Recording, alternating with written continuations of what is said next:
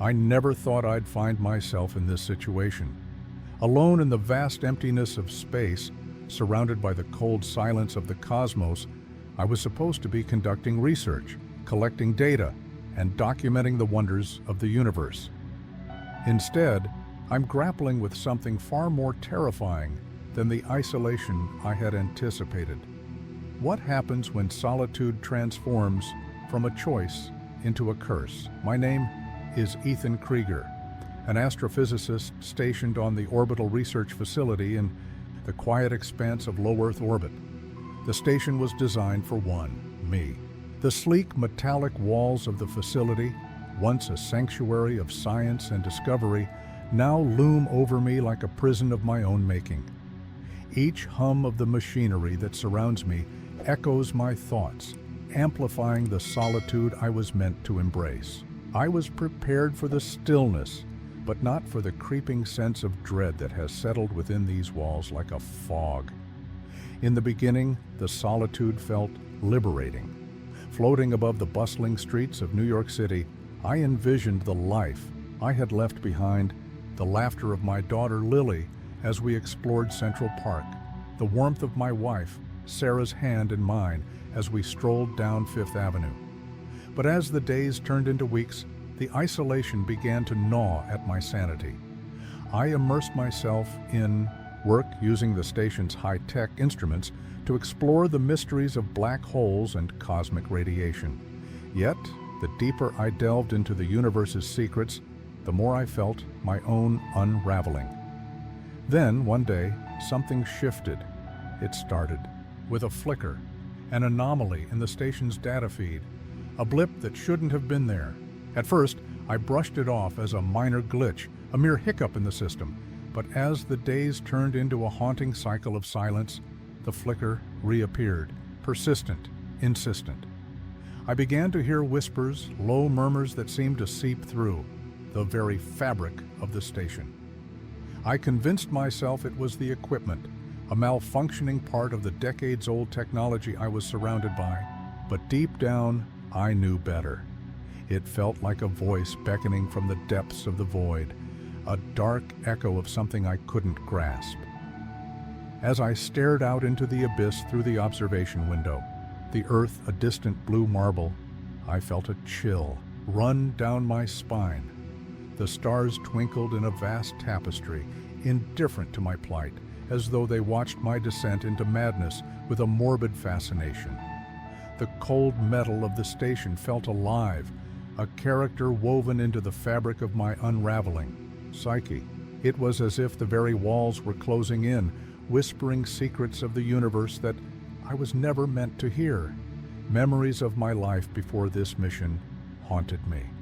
The guilt of leaving my family behind, the weight of my ambition, and the shadows of past failures loomed large. I had wanted to be a pioneer, to make a mark in the annals of science, but now it felt like I was merely a ghost, drifting aimlessly through space, haunted by the specters of my choices. But when night fell, something inexplicable happened. The whispers grew louder, and the flicker on my screen transformed into a vivid pulse, a rhythm that synced with the beating of my heart. I knew I was not alone anymore. I never thought I'd find myself in this situation, alone in the vast emptiness of space, surrounded by the cold silence of the cosmos. I was supposed to be conducting research, collecting data, and documenting the wonders of the universe. Instead, I'm grappling with something far more terrifying than the isolation I had anticipated. What happens when solitude transforms from a choice into a curse? My name is Ethan Krieger, an astrophysicist stationed on the Orbital Research Facility. In the quiet expanse of low Earth orbit, the station was designed for me. The sleek metallic walls of the facility, once a sanctuary of science and discovery, now loom over me like a prison of my own making. Each hum of the machinery that surrounds me echoes my thoughts, amplifying the solitude I was meant to embrace. I was prepared for the stillness, but not for the creeping sense of dread that has settled within these walls like a fog. In the beginning, the solitude felt liberating. Floating above the bustling streets of New York City, I envisioned the life I had left behind, the laughter of my daughter Lily as we explored Central Park, the warmth of my wife, Sarah's hand in mine as we strolled down Fifth Avenue. But as the days turned into weeks, the isolation began to gnaw at my sanity. I immersed myself in work using the station's high-tech instruments to explore the mysteries of black holes and cosmic radiation. Yet, the deeper I delved into the universe's secrets, the more I felt my own unraveling. Then, one day, something shifted. It started with a flicker, an anomaly in the station's data feed, a blip that shouldn't have been there. At first, I brushed it off as a minor glitch, a mere hiccup in the system. But as the days turned into a haunting cycle of silence, the flicker reappeared, persistent, insistent. I began to hear whispers, low murmurs that seemed to seep through the very fabric of the station. I convinced myself it was the equipment, a malfunctioning part of the decades-old technology I was surrounded by. But deep down, I knew better. It felt like a voice beckoning from the depths of the void, a dark echo of something I couldn't grasp. As I stared out into the abyss through the observation window, the earth a distant blue marble, I felt a chill run down my spine. The stars twinkled in a vast tapestry, indifferent to my plight, as though they watched my descent into madness with a morbid fascination. The cold metal of the station felt alive, a character woven into the fabric of my unraveling psyche. It was as if the very walls were closing in, whispering secrets of the universe that I was never meant to hear. Memories of my life before this mission haunted me. The guilt of leaving my family behind, the weight of my ambition, and the shadows of past failures loomed large. I had wanted to be a pioneer, to make a mark in the annals of science, but now it felt like I was merely a ghost, drifting aimlessly through space, haunted by the specters of my choices. But when night fell, something inexplicable happened. The whispers grew louder, and the flicker on my screen transformed into a vivid pulse, a rhythm that synced with the beating of my heart. I knew I was not alone anymore. Just then, the station's intercom crackled to life, startling me. "Ethan, you copy?" The voice was crackled but unmistakable. It was Dr. Marisol Chen, my mission partner. Her image flickered on the screen, her face taut with concern. "I've been trying to reach you for days. What's happening up there?" "Marisol," I breathed, my voice trembling. I think something's wrong with the station. The data is off, and there are these whispers." "Whispers? Ethan, focus. This is serious. We've detected strange energy signatures emanating from your vicinity. Something is interfering with your systems. You need to recalibrate." I interrupted. "I can't just recalibrate. I'm hearing voices, Marisol. It's like the station is alive." She paused, her eyes narrowing. "You need to stay calm. I'm sending backup protocols. You're not alone. Trust me, Ethan. I'm in this with you."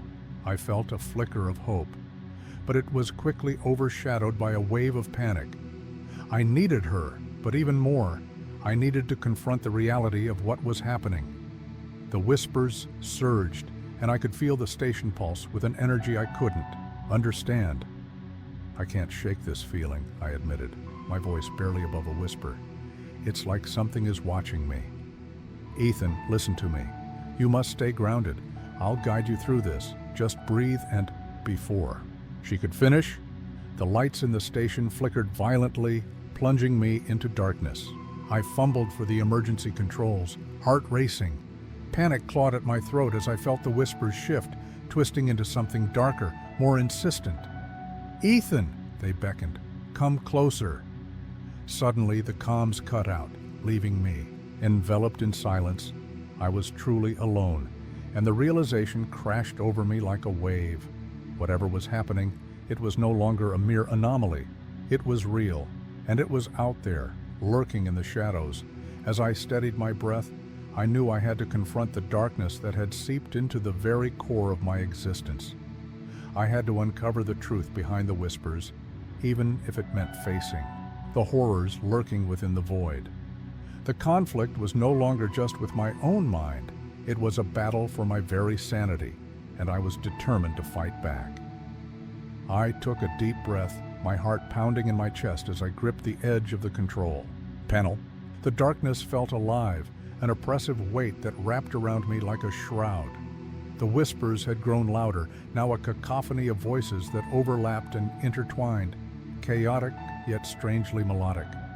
"Ethan, come closer," they sang, a siren's call laced with urgency. I stumbled back, my mind racing. Was I losing my grip on reality? The isolation was suffocating, yet I couldn't shake the feeling that something beyond mere malfunction was at play. I had to confront this, the whispers, the flickers, the darkness closing in. But where did I even begin?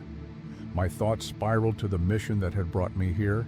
I recalled the excitement, the anticipation of discovering the unknown, but buried beneath that was the fear of failure, the anguish of being away from my family.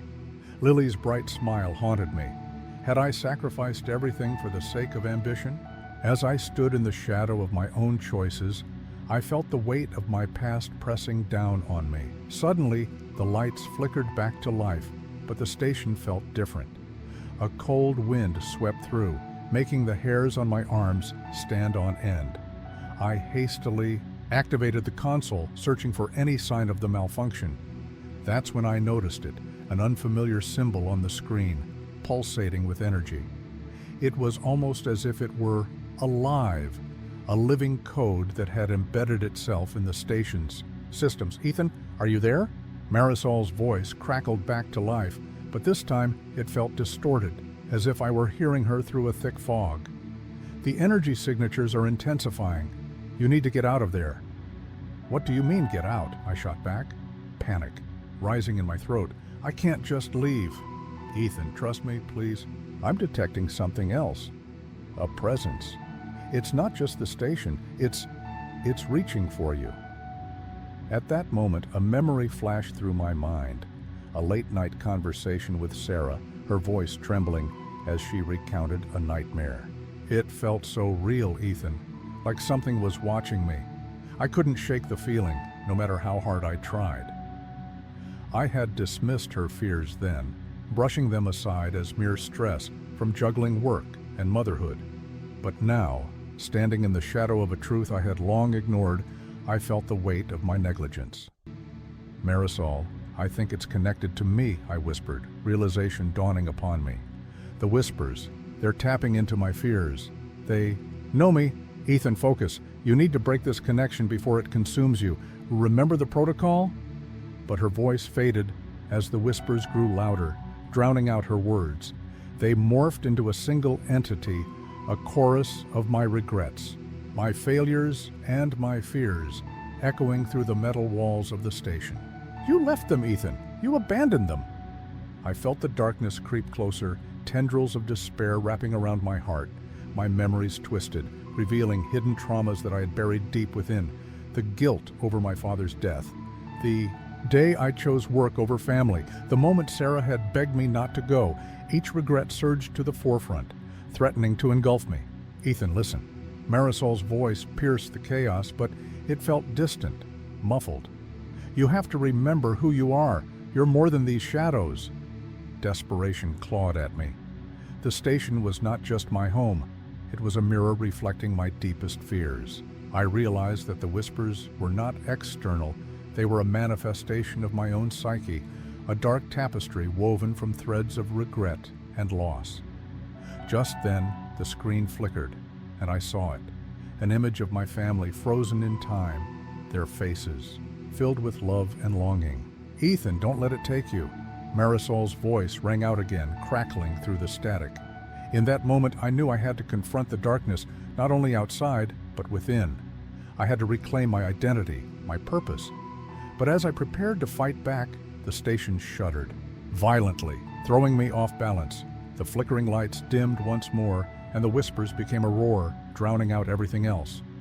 "Ethan!" Marisol shouted, but I was already lost in the storm of my own making, spiraling into a darkness that threatened to consume me whole. I steadied myself against the control panel, heart racing, as the whispers crescendoed, into a deafening roar. The station trembled around me, the walls vibrating with the energy of my fears. I could feel the coldness enveloping me, constricting my chest, but I refused to buckle under its weight. I had to confront this darkness head-on. "Ethan," Marisol's voice crackled, cutting through the chaos like a lifeline. "You need to fight it. Focus on your family." I inhaled sharply, drawing strength from the memory of their faces. My wife, Sarah, her eyes shimmering with warmth. My daughter, Lily, giggling as she chased butterflies in our backyard. They were the light in my life, the reason I pushed through every sleepless night. But as I summoned their images, the whispers twisted them into something sinister. "You don't deserve them," they hissed, echoing the insecurities I had buried. "You chose ambition over love." "No," I yelled, clenching my fists. "I'm not my failures. I am more than this darkness." The very air around me felt charged, and I could sense the entity lurking just beyond my sight, feeding off my despair. Suddenly, the station's lights flickered violently, and I caught a glimpse of Marisol's face on the screen. Her expression was a mix of fear and determination. "Ethan, listen. The connection is stronger than ever, but I can help. You need to remember what you stand for." The whispers didn't relent, drowning her out as they morphed into a single haunting voice. "You abandoned them, Ethan. You left them in the dark." I could feel the shadows crawling closer, seeping into my thoughts. "No," I shouted defiantly, shaking my head as if I could physically dislodge the darkness. "You don't own me." With a surge of resolve, I slammed my hands down on the control panel. "I choose love," I declared, channeling every ounce of emotion into my words. The lights flickered again, and for a brief moment, I felt a pulse of warmth radiate from the console, an echo of hope. But just as quickly, the energy shifted, and I felt an unexpected presence behind me. I turned to see a figure emerging from the shadows, an apparition of my father, his face etched with disappointment. "Ethan, why did you leave us?" he whispered, voice heavy with sorrow. The anguish tore through me. "Dad, Enough!" The voice of the entity thundered, drowning out my own. "You will never escape your past." In that instant, I realized the truth. This wasn't just about confronting my fears. It was about reclaiming the love I had forsaken. I reached out, not just to the whispers, but to the image of my father, to the love I had lost. "I'm sorry," I whispered, feeling the weight of my regrets. "I'm ready to face it." The entity writhed, the whispers turning into a cacophony of rage. The station shook violently, and I felt the overwhelming tide of darkness pressing in, but instead of retreating, I stood firm. "I won't let you take me," I shouted, directing my will toward the pulsing symbol on the screen. With that, the lights dimmed to near darkness, and the whispers began to unravel, replaced by the echoes of my family's laughter. I closed my eyes, taking a deep breath as I prepared to embrace the fight ahead, a fight not just for survival, but for redemption. As I opened my eyes, I felt a shift in the air, as if the station itself was holding its breath, waiting for my next move. The darkness loomed, but I felt a flicker of hope igniting within me. I was ready to confront whatever lay ahead.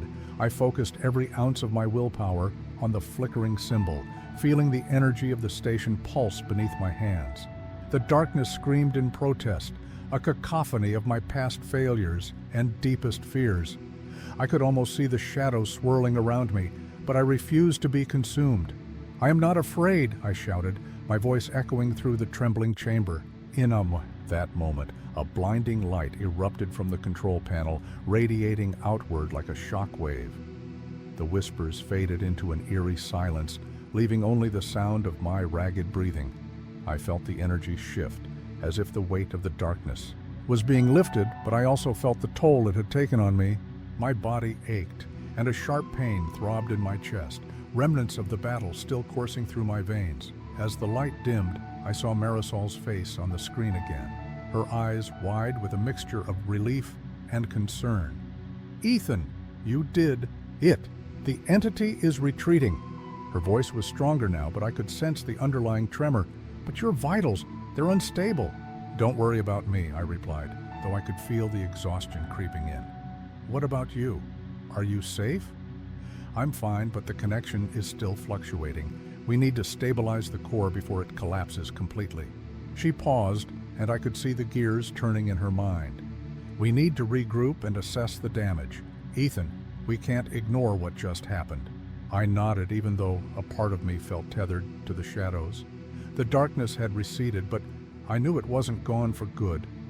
I could still feel its remnants lurking just beyond the edges of my consciousness.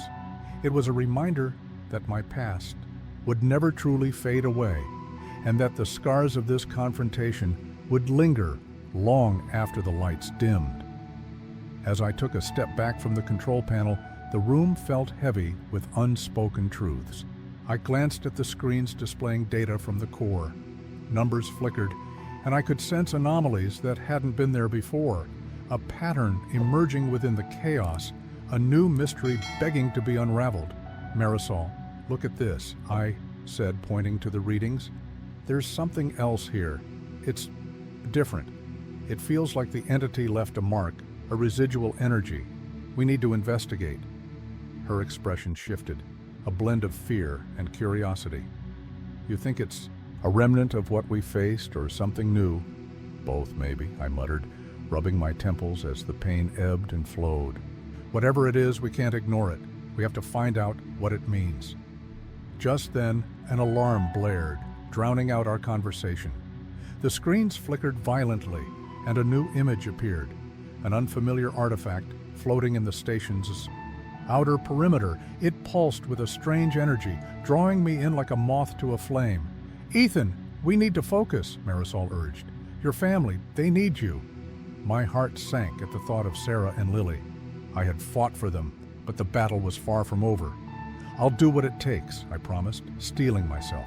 But we can't leave this mystery unresolved. It could be tied to everything we've faced. As we prepared to investigate the artifact, I felt a shift in the air, an unsettling reminder that the darkness was still out there, waiting for another chance to strike. I glanced at Marisol, who was already typing commands into the control panel. Let's do this, I said, determination flooding my veins, but deep down, I knew this was just the beginning. The scars of my past were still fresh, and I could sense new shadows forming on the horizon, drawing closer with each passing moment. Whatever lay ahead, I was ready to face it, both for my family and for the secrets yet to be uncovered. I felt the weight of the moment pressing down on me as Marisol and I moved toward the airlock, the flickering lights casting shadows that danced ominously on the walls. The artifact loomed ahead, pulsing with an energy that felt both inviting and terrifying. Each step brought a new wave of uncertainty. The darkness had retreated, yes, but its echoes lingered, a haunting reminder of the battle I had just won. Ethan, are you ready? Marisol asked, her voice steady even as her eyes betrayed her worry. I nodded, though doubt gnawed at the edges of my resolve. Would this discovery lead us to salvation, or would it plunge us deeper into the abyss?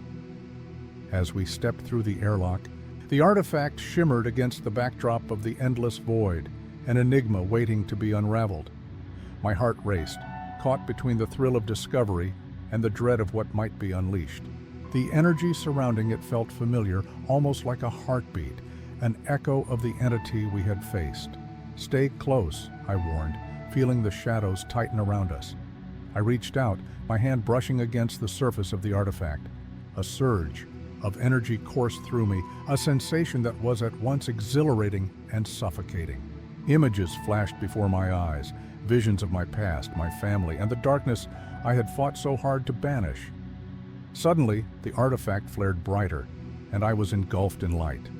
A split second later, everything went dark, leaving me suspended in a void of uncertainty. I could feel Marisol's presence beside me, but the world around us had shifted. Ethan. Her voice was distant, echoing in the silence. What's happening? I couldn't answer. All I could do was grasp at the threads of reality slipping through my fingers. The darkness was no longer just a lurking presence. It was here, swirling. Around us, a storm of chaos and confusion. In that moment, I understood. This was not the end. The shadows had merely retreated to regroup, and I had unwittingly opened a door to something far greater. As the uncertainty loomed, I realized my fight was far from over. I turned to Marisol, but the words caught in my throat. The path ahead was shrouded in mystery, and I knew that whatever lay beyond the artifact would test us in ways we could not yet fathom. Would we uncover the truth or be consumed by it? The answer hung in the air, tantalizing and terrifying, like a whispered promise of chaos waiting to unfold. If you enjoyed this story, don't forget to like and subscribe to the channel for more tales like this. Share with your friends so they can also embark on this mystery-filled adventure.